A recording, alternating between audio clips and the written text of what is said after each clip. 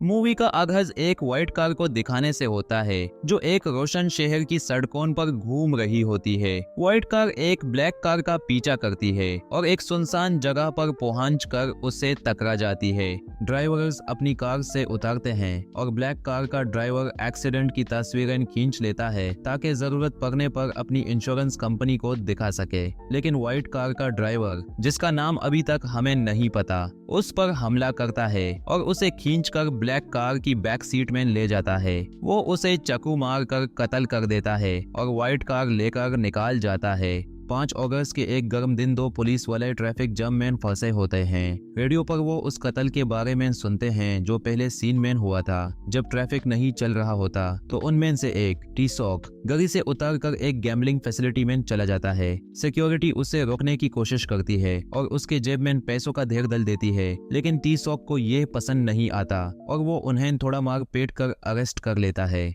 दूसरी तरफ एक माफिया बॉस दोंगसू पंचिंग बैग पर प्रैक्टिस कर रहा होता है। उसके आदमी रूम में आकर उसे एक इंसिडेंट के बारे में बताते हैं। दोंगसू कहता है पंचिंग बैग को नीचे उतारो और जब वो अनजिप करते हैं तो एक आदमी अंदर से निकलता है जो खून में लथपथ और जख्मी होता है। दोंगसू बिल्डिंग से निकलकर अपनी गाड़ी में बैठता है और 2 और गाड़ियां कॉन्वॉय में उसके पीछे होती हैं। वो पुलिस डिपार्टमेंट के किसी शख्स को कॉल करता है और अपनी गैम्बलिंग फैसिलिटी पर हुए पुलिस के हमले की शिकायत करता है। टी-सॉक उस शख्स को जो अरेस्ट किया होता है मोटरसाइकिल चलाने पर मजबूर करता है और यूज क्राइम सीन तक ले जाता है। मोटरसाइकिल पर शख्स को हैंडकफ करके वो क्राइम सीन की जांच करता है। दोंगसू एक और गैंगस्टर शंगदू के साथ मिलता है और टेरिटरीज और अपनी जिम्मेदारियों के बारे में बात करता है। उनका डिसएग्रीमेंट होता है और बॉडीगार्ड्स बीच में बोलना शुरू कर देते हैं। दोंगसू गुस्से में अपने ही बॉडीगार्ड को मुक्का मार देता है और दूसरे बॉडीगार्ड के 2 दांत निकल लेता है। पुलिस स्टेशन में एक मीटिंग होती है जहां कत्ल का एनालिसिस होता है। टी-सॉक कहता है कि कातिल एक सीरियल किलर हो सकता है क्योंकि पहले भी 2 कत्ल इसी तरह के चाकू से हुए हैं, लेकिन बाकी लोग उससे डिसएग्री करते हैं।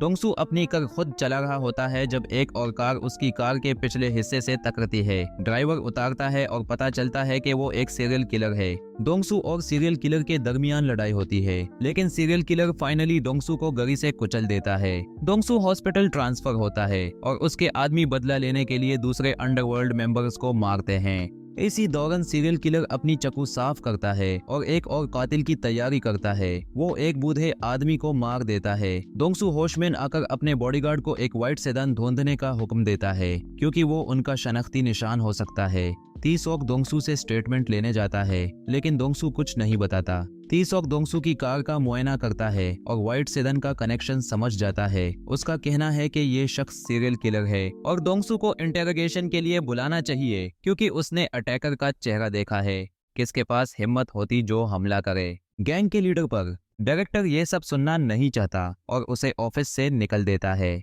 एक मोन्टाज दिखाता है सीरियल किलर को जो गैस स्टेशन पर रुकता है और वेंडिंग मशीन से कॉफी लेता है। वो एक आदमी को देखता है और उसे मार डालता है, जबकि दूसरी तरफ दोंगसू एक औरत को किलर का चेहरा डिस्क्राइब कर रहा होता है। औरत स्केच बनाती है जो काफी एक्यूरेट होती है। दोंगसू वो स्केच अपने बॉडीगार्ड को देता है और कहता है कि उस अटैकर को पुलिस से पहले ढूंढ लो। जब किलर ट्रक चला रहा होता है, एक आदमी ट्रक के कैबिन में उठता है। किलर उसे भी मार देता है, लेकिन चाकू ट्रक से गिरकर रोड के साइड पर रह जाता है। टी-सॉक दोंगसू के पास वापस आता है ताकि उसे कन्विंस करे कि वो पगल किलर को रोकना जरूरी है वरना और लोग मरेंगे। दोंगसू उसकी बात नहीं मानता, लेकिन बाद में उसका गार्ड बताता है कि उनका बिजनेस ठीक नहीं चल रहा और लोग उनके बारे में बातें करने लगे हैं जब से उन पर अटैक हुआ है। दोंगसू फैसला करता है कि उस किलर को मारना जरूरी है ताकि उसका नाम साफ हो और इज्जत वापस मिले। उसके आदमियों ने व्हाइट सेडान और उस चाकू को ढूंढ लिया है जो किलर यूज करता था।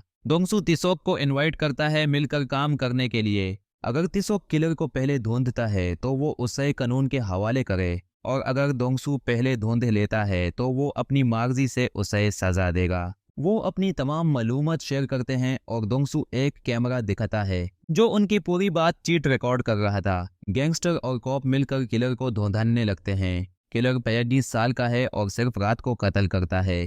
टी-सॉक अपने पार्टनर और एक और ऑफिसर के साथ ये बात शेयर करता है और कहता है कि वो गैंगस्टर्स की मदद करें और जैसे ही किलर मिल जाए उसे अरेस्ट करें। दोंगसू अपने गार्ड ओसंग से कहता है कि कॉप्स की मदद ले लो, लेकिन जैसे ही किलर माइले उसे खत्म कर दो। दोंगसू केस को और मुश्किल बनाता है और शंदुओ के खिलाफ एक हिट ऑर्डर करता है। असैसिन सीरियल किलर का चाकू यूज करता है और उसे वही छोड़ देता है ताकि पुलिस यूज ढूंढ ले। फोरेंसिक्स टीम चाकू पर जेनेटिक इन्फो देखती है जो पहले मर्डर से मैच करती है। तिसोक समझ जाता है कि दोंगसू ने शंदुओ का काम तमाम कर दिया है और पुलिस को धोखा देने की कोशिश की है। तिसोक दोंगसू के पास जाता है, उनका झगड़ा होता है लेकिन वो कुछ नहीं कर सकता। खबरें शंदुओ की मौत को रिपोर्ट करती हैं और पुलिस डिपार्टमेंट में एक नई टीम शामिल होती है। रियल सीरियल किलर रेस्टोरेंट में बैठकर न्यूज देख रहा होता है और अपने आप से कहता है, मैंने ये नहीं किया। एक जवान लड़का उसे सुनकर डर जाता है। किलर वहां से निकलता है और उस लड़के के शोल्डर पर टैप करता है। शंदुओ के फ्यूनरल में किलर क्राउड में बैठा होता है और दोंगसू पर नजर रखता है। वो शंदुओ के बॉडीगार्ड को एक नोट देता है जो लिखता है, शंदुओ मेरा चाकू से मारा गया है लेकिन मैंने नहीं मारा। नोट में वो दोंगसू का नाम लेता है। दोंगसू और तिसोक व्हाइट सेदन का और घूर से जायजा लेते हैं और व्हील के नीचे एक खून का निशान मिलता है जो किलर की पहचान तक ले जा सकता है। अचानक एक ग्रुप उन पर हमला करता है। वो शंदुओ के आदमी होते हैं। एक बड़ा झगड़ा होता है लेकिन दोंगसू और तिसोक उन सबको हराते हैं। बाद में तिसोक और उसके साथी सीरियल किलर का एक पता लगाते हैं और यूज अपनी आंखों से देखते हैं। वो किलर का शिकार करते हैं लेकिन वो बच निकलता है। वो फैक्ट्री जाते हैं जहां किलर ने पहले कुछ खाया था। फोरेंसिक्स टीम को भी ले जाते हैं ताकि नए क्लूज मिल सकें। दोंगसू नए पार्टनर्स बनाता है और अपने बिजनेस को वापस खड़ा करने की कोशिश करता है। फोरेंसिक्स डिपार्टमेंट की एक औरत तिसोक को एक फाइल देती है और कहती है कि वो उस शख्स को ढूंढे जो मिसिंग डिक्लेयर हो चुका है बहुत अरसा पहले, मगर उसने एक फिंगरप्रिंट ढूंढ लिया जो व्हाइट सेदन के व्हील पे मिला था। शायद ये किसी किस्म का मिसडायरेक्शन हो मगर इसका पीछा करना जरूरी है। तिसोक एक घर का चक्कर लगाता है जो एक शख्स के जरिए किराए पर लिया गया था जिसे वो कातिल समझता है। वो मकान मालिक से बात करता है और वो कहती है कि जो शख्स यहाँ रहता है वो अच्छा आदमी है जिसने कभी कोई मसला नहीं पैदा किया। वो कुछ तस्वीर और चंद और क्लूज ढूंढ लेता है। वो तस्वीर को दोंगसू के बयान से बनाए गए स्केच के साथ मिलता है और ये कातिल ही है। तिसोक अपने साथी और दोंगसू को इसके बारे में बताता है और सब मिलकर कार्रवाई करते हैं। कातिल की तस्वीर सबके साथ शेयर की जाती है और पूरा शहर छान मारा जाता है मगर अभी तक कोई कामयाबी नहीं हुई। मर्द थक चुके हैं और एक ब्रेक लेने का फैसला करते हैं। दोंगसू तिसोक का इंतजार एक रैंडम मीटिंग पॉइंट पर कर रहा होता है। बारिश हो रही होती है और एक फीमेल स्टूडेंट बस का इंतजार कर रही होती है दोंगसू के पास। वो उसे अपनी छता दे देता है ताकि वो बारिश से महफूज रहे जब तक बस आ जाए। दोंगसू, तिसोक और उनके लोग डिनर कर रहे होते हैं जब टीवी पर चलने वाली खबरें उनका ध्यान खींच लेती हैं। वो स्टूडेंट जिसे दोंगसू ने छाता दी थी मुर्दा हालत में मिली है। दोंगसू गुस्सा करता है और सब लोग फिर से कातिल को ढूंढने निकलते हैं। इस दफा वो उसे एक गली में देख लेते हैं और एक कार चेस होती है। दोंगसू और ओसन कातिल और तिसोक को साथ ही क्रश करते हैं मगर कातिल अंदर गलियों में पैदल भाग जाता है।